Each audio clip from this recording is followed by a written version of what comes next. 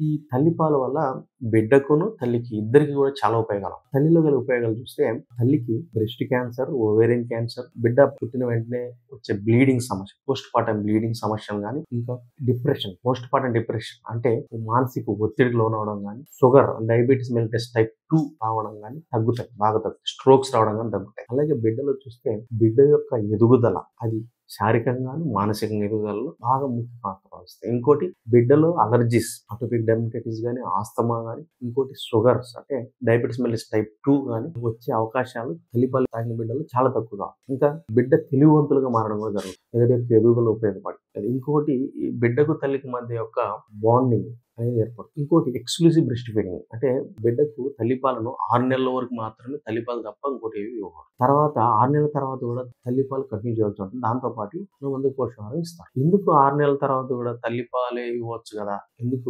మిగతాయి ఓన్లీ తల్లిపాలతో ఇవ్వచ్చు? తర్వాత బిడ్డకు సరిపోయే శక్తిని తల్లిపాలు మాత్రం ఇవ్వలేవు కాబట్టి మనం వేరే ఆహారం అనేది ఇవ్వాల్సి ఉంటుంది.